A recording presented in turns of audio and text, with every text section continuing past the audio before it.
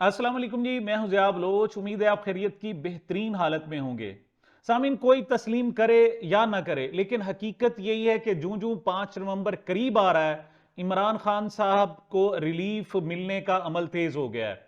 अगरचे ये जो प्रोसेस स्टार्ट हुआ था ये 25 अक्टूबर से शुरू हुआ था। अब लिहाजा पीटीआई के लिए जो दो तारीखें हैं, एक 25 अक्टूबर और दूसरी 5 नवंबर, ये बहुत ज्यादा अहम है। लेकिन अब एक नई मुसीबत खड़ी हो गई है जनाब के इमरान खान साहब ने 5 नवंबर को भी कबूल करने से इनकार कर दिया है। ये क्या मामला है, आज इस पर बात करते हैं। बात यह थी कि 25 अक्टूबर जो थी वो साबिक चीफ जस्टिस काजी फाइज ईसा की रिटायरमेंट का दिन था। और उससे पहले पीटीआई का साहब जो जुल्म किया गया, सितम किया गया, जो उनके साथ कानून की धज्जियां उड़ाई गई और उन पर जुल्म के पहाड़ तोड़े गए, वो एक अपनी पाकिस्तानी की तारीख में एक अपनी मिसाल आप है। लेकिन 25 अक्टूबर साहब को काजी साहब के जाने के बाद हालात बतदरीज तब्दील हुए। सबसे पहले तो बुशरा बीबी की रिहाई हुई, उसके बाद इमरान खान साहब की जो बहनें हैं उनकी भी जनाब रिहाई हुई। अब सबसे पहले जनाब बुशरा बीबी पिशावर मुंतकिल हुई और फिर अब बाकायदा लाहौर मुंतकिल हो गई हैं। अब ये 25 अक्टूबर के बाद सूरत हाल ये थी कि काजी साहब जो बैठे हुए थे, इस पर सबका इत्तफाक है कि उन्होंने कानून को जकड़ा हुआ था और उन्होंने गारंटी दी हुई थी कि आप जो कुछ मर्जी करते रहे। मैं चूंकि सबसे बड़ी अदालत के सरबराह के तौर पर बैठा हूं, लिहाजा आपसे कोई नहीं पूछा जाएगा, जो आप मनमानी कर सकते हैं करें। यही वजह है कि पीटीआई जो है काजी फाइजा साहब के दौर को पाकिस्तान की अदलिया की तारीख का स्याहतरीन दौर कहती है। लेकिन चले, ये मामला हल हो गया। अब मामला क्या है? अब दूसरा जनाब फैक्टर 5 नवंबर है। 5 नवंबर को जनाब इलेक्शन हो रहे हैं अमेरिका में, और वहां पर दो ही सबसे बड़े उम्मीदवार हैं, ट्रंप और दूसरा कामला हैरिस। अच्छा, कामला हैरिस जो है जो बाइडेन की पार्टी को रिप्रेजेंट करती हैं, और इमरान खान साहब को जो ये मसाइल दरपेश आए, ये सबको मालूम है कि जो बाइडेन से उनके ताल्लुकात अच्छे ना होने की वजह से थे। और जो बाइडेन से ताल्लुकात क्यों अच्छे नहीं थे? क्योंकि उनकी ट्रंप से दोस्ती थी। तो ट्रंप से इमरान खान साहब की दोस्ती और ट्रंप की तरफ से बहुत ज्यादा प्रोटोकॉल दिए जाने, उनके लिए व्हाइट हाउस खोले जाने, लंबी जियाफतें होने, और बहुत ज्यादा जनाब उनको उनके साथ गुफ्तो शुनीद की वजह से जो बाइडेन जो है वो इमरान खान साहब के मुखालिफ थे। और यही बात थी कि जो बाइडेन जब ट्रंप को हराकर इलेक्शन जीते और प्रेसिडेंट बने, तो उसके बाद जो इमरान खान साहब ने उनको मुबारकबाद की, कॉल की, उन्होंने वो कॉल भी नहीं सुनी, वो भी अटेंड नहीं की। तब से ये सारे मसाइल शुरू हुए। अब ये 4 साल का एक दौर है। बहरहाल उसमें जनाब जो 2.5 साल दौर है वो बड़ा फाशिज्म का दौर है। बहुत पहले मुशाहिद हुसैन सैयद ने कह दिया था कि तुम अपने मामलात को बेहतर कर लो, ऐसा ना हो कि 5 नवंबर के बाद जब ट्रंप इलेक्शन जीत जाए तो एक फोन कॉल आए और तुम्हें ये सारे मामलात वापस लेना पड़े। और जहां तक ट्रंप की जीत की बात है, इस वक्त जितने भी सर्वेज आ रहे हैं उसमें ट्रंप को खासी बड़ी कामयाबी मिल सकती है, और कामला हैरिस उनसे बहुत ज्यादा पीछे हैं। लेकिन वहां अमेरिका में भी इस्टेब्लिशमेंट अब भी कामला हैरिस के साथ है, और ख्याल यही किया जा रहा है कि बहुत बड़ी धांधली ना हुई या बहुत ज्यादा बड़ा अपसेट ना हुआ तो ट्रंप जो है ये इलेक्शन आसानी से जीत जाएंगे। और दूसरी तरफ जो ट्रंप है, उनकी टीम है, उसने ना सिर्फ मुसलमानों बल्कि ओवरसीज पाकिस्तानी से और खासतौर पर पीटीआई ओवरसीज की तंजीमें उनके साथ वादा किया हुआ है कि वो इक्तदार में आकर जो सबसे पहला मसला पाकिस्तान के साथ उठाएंगे वो पाकिस्तान में इंसानी हकूक की खिलाफ वर्जियों के हवाले से होगा। अगरचे जो बाइडेन इंतजामिया में ने भी जनाब 60 से ज्यादा लोगों ने 62 लोगों ने खत लिखे हैं और वो अभी तक मामला पेंडिंग, और उसी के असरात जो है सामने आ रहे हैं। लेकिन ट्रंप के आने के बाद ये मामला रुकने का नहीं है। और उसके बाद अब जनाब सरदार लतीफ खोसा साहब ने भी कहा है कि ये ऐसा हो सकता है, ये सारी सूरत हाल रिपीट हो सकती है कि बाकी ट्रंप जब जीत जाए तो इनके पास कोई ऑप्शन नहीं होगा। उस वक्त ये एक हीरो के तौर पर और अपनी हुकूमत को कंप्रोमाइज करके इनको ये फैसले करने पड़ेंगे।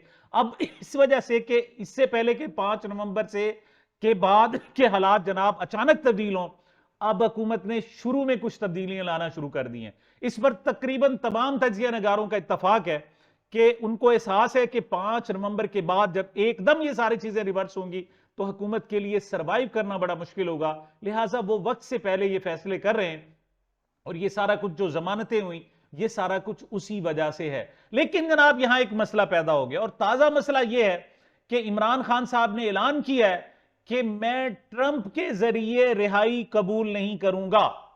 मैं नहीं चाहता कि ट्रंप के जरिए मेरी रिहाई हो। उनका अब भी कहना है कि मैं सबसे पहले तो चाहता हूं कि पाकिस्तान के आइन के जरिए मेरी रिहाई हो। मैं बेकसूर हूं, आइन मेरा तहफ्फुज करे और मुझ पर जो जुल्म बर्बरियत 2.5 साल में फस्तायत की गई है उसका ना सिर्फ छुटकारा हो बल्कि उसका अजाला भी किया जाए। और अगर फर्ज करें आइन पर भी जाबरों का कब्जा है तो फिर मैं पाकिस्तान के अवाम की तरफ देख रहा हूं। मैं एक मरतबा फिर जो है गुलामी कबूल करने के लिए तैयार नहीं हूं।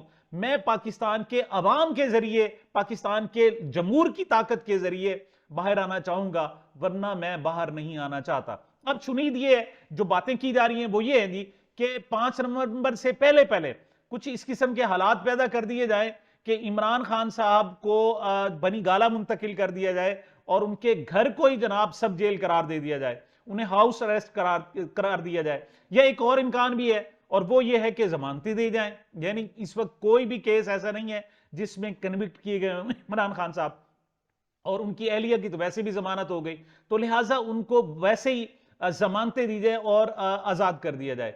अच्छा एक बात याद रखें, मेरा जहां तक जाती ख्याल है, इमरान खान कभी भी कोई रिलीफ कबूल नहीं करेगा। अगर उन्हें बनी गाला मुंतकिल किया जाता है तो जैसे उनकी अहलिया मोहतरमा बुशरा बीबी ने कहा था कि नहीं मुझे कोई आपकी तरफ से कंसेशन नहीं चाहिए, मैं जेल में ही रहूंगी, और फिर वो हाई कोर्ट में रिट दायर करके 1.5 महीने बाद फैसला आया और उसके तहत वो जनाब खुद जनाब जेल गई। तो इमरान खान भी कभी नहीं चाहेगा। और दूसरी बात, हुकूमत को भी समझ आ गई है कि इमरान खान पर ज्यादतियां करते जाएंगे, जबर करते जाएंगे, जुल्म करते जाएंगे तो वो मजीद हीरो बनेगा। इमरान खान को कंट्रोल करने का तरीका यह है कि उनके लिए आसानियां पैदा करो और उन्हें जनाब अपने घर मुंतकिल कर दो और फिर एक प्रोपेगेंडा शुरू कर दो। देखें जनाब नवाज शरीफ ने तो जेल काटी, ये जनाब कैसी जेल है, बनी गाला में जेल काटी जा रही है, ये तो नूरा कुश्ती है जनाब, देखें ये तो मिली भगत है जनाब, ये तो डील हो गई जनाब। इस किस्म से इससे इमरान खान साहब के इमेज को नुकसान पहुंचाया जा सकता है। लेकिन लोग ये भी समझते हैं कि इमरान खान की जो तबीयत है वो जारहाना मिजाज है, ऐसा नहीं है। इमरान खान साहब को बनी गाला मुंतकिल करते हैं तो वो जमानी कहेगा कि मैं नहीं रहना चाहता, मुझे कबूल नहीं, और वो भी अदालत चला जाए और कहे नहीं या तो मुझे जनाब आप जमानत दें या फिर मैं जेल में रहना पसंद करूंगा। वो बेचारा पहले 20 दिन देखे सख्त तरीन जेल काट चुका है। 5 दिन वो हैं जब उसे दिन और रात का भी एहसास नहीं था, हर वक्त 24 घंटे और 48 घंटे और 96 और फिर कुछ घंटे के लिए 100 कुछ घंटों के लिए बाकायदा अंधेरा छाया रहा। उसे नमाजों के औकात का भी नहीं पता चल सका, उसे जनाब कोई सहूलत नहीं थी। तो जब वो ये सब कुछ बर्दाश्त कर आया है, अब वो कहां चाहेगा, वो कभी भी नहीं चाहेगा। और अब उसे वैसे भी अंदाज, उसने खुद कह दिया था कि अक्टूबर नवंबर वो महीने जब उनकी जनाब रिहाई हो सकती है, और अब जब उसे पता है कि वो जीत चुका है, वो अपनी इस जीत को गंदी जीत में तब्दील करने के लिए किसी तौर पर भी तैयार नहीं होगा। बिलफर्ज फिर भी उन्हें बनी गाला में भेज दिया जाता है तो फिर वो आराम करके थोड़ी बैठेगा, वो अपने कारकुनों को एक कॉल देगा और इनकी सारी की सारी हवा निकल जाएगी। लिहाजा जनाब ये कहना कि इमरान खान रिलीफ कबूल करेगा वो नहीं है, बल्कि उसने तो अमरीकी रिलीफ पर भी जनाब एतराज उठा दिया है। इमरान खान की बहन मोहतरमा अलीमा खान साहिबा ने भी ये कहा है, उसने कहा क्या मतलब कोई ट्रंप हमारे अब्बा हैं कि जनाब वो उनके जरिए हमारी रिहाई हो? नहीं, हम पाकिस्तान के अवाम के जरिए, पाकिस्तान के आइन के जरिए जो भी होगा आजादी हासिल करेंगे। हम एक मरतबा फिर गुलामी में नहीं आना चाहते। तो इससे जनाब फिर नए मसाइल पैदा हो गए। लेकिन बहरहाल दूसरी तरफ यह कि इमरान खान कबूल करे ना करे, जो दूसरी पार्टी है, जो दूसरी तरफ ताकतवर लोग हैं पाकिस्तान के, वो तो डरपोक किस्म के लोग हैं, कंप्रोमाइज लोग हैं। वो किसी पर जुल्म भी करते हैं तो एक खास एजेंडे के तहत, किसी को रिलीफ भी देते हैं तो खास एजेंडे के तहत देते हैं। बहरहाल उनसे कुछ भी आप उनसे तसव्वुर कर सकते हैं, उनसे जनाब किसी किस्म का तवक्को कर सकते हैं कि हो सकता है। 2 खबरें मैं जनाब छोटी छोटी और देना चाहता हूं कि इमरान खान साहब को जेल में जनाब रिपोर्ट तलब की गई थी कि उनकी सहूलतें कौन कौन सी दी जा रही हैं। तो आज जनाब डिप्टी डीआईजी जेल खाना जात जनाब हाजिर हुए और वहां पर इस केस की समाअत हुई। उसमें जनाब चीफ जस्टिस ख्वाजा आमिर फारूक साहब और एक जज साहब और थे, उन्होंने जनाब इस केस की समाअत की और उनसे पूछा गया जी हाँ जी क्या सहूलतें, तो उन्हें बताया गया जनाब वो सारी सहूलतें दे दी गई हैं।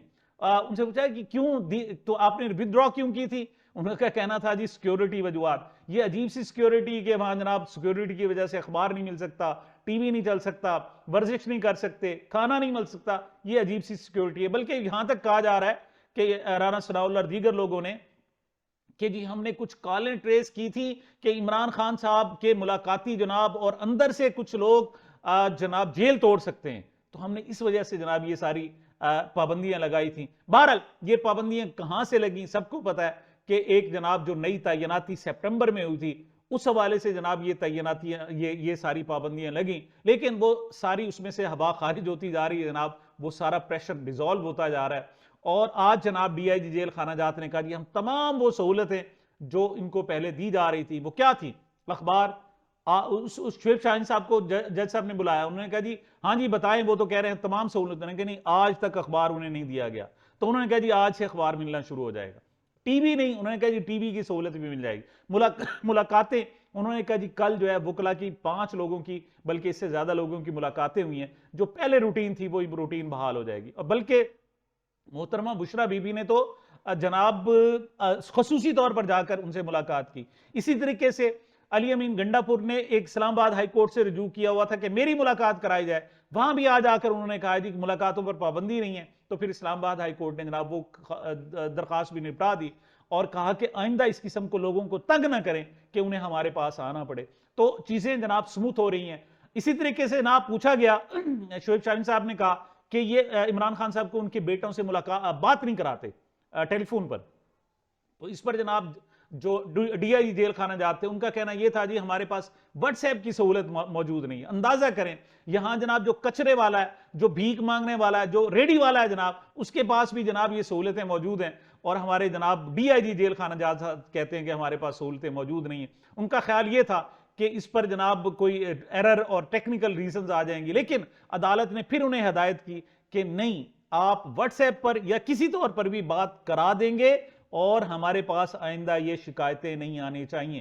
तो इस तरीके से जनाब ये मामला जो है फौरी तौर पर निपट गया है और ये बड़ी पॉजिटिव बात है। आखिरी खबर एक और भी शेयर करूं कि ईमान मजारी को गिरफ्तार किया गया था और उनके जनाब जो खामिद हादी चट्ठा उनको भी गिरफ्तार किया गया था, तो उनका 30 रोजा रिमांड मांगा गया और जज अबू अल हसनात जुल्कुरनैन ने 3 रोजा उनका रिमांड दे दिया। इसको हाईकोर्ट में चैलेंज किया गया था और आज जनाब उस रिमांड को पहले मुअत्तल किया गया और आज उसको कालअदम करार दे दिया गया, और साथ ही जमानत की दरखास्त थी।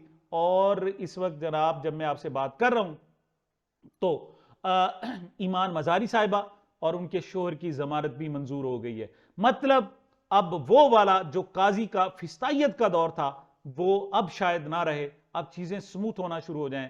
और गुज़श्ता रोज जनाब जो केपी में है 9/11 के तकरीबन 3 दर्जन से ज्यादा लोग थे जिनको बरी करार दिया गया। गुज़श्ता रोज ही 550 लोग जिन्हें जनाब डी चौक एहतजाज के दौरान गिरफ्तार किया गया था, उन सब की जमानतें मंजूर हो गई, हालांकि वो जनाब एंटी टेररिस्ट कोर्ट में था। चीजें स्मूथ होना शुरू हो गई हैं, लोगों को थोड़ा सा आजादी का एहसास मिलना शुरू हो गया है। और इसको जो ख्याल किया जा रहा है 5 नवंबर से, लेकिन इमरान खान साहब यहां भी कहते हैं कि नहीं, मुझे वो आज़ादी नहीं चाहिए, मुझे वो आज़ादी चाहिए जो पाकिस्तान के अवाम की तरफ से और आइन की तरफ से हो।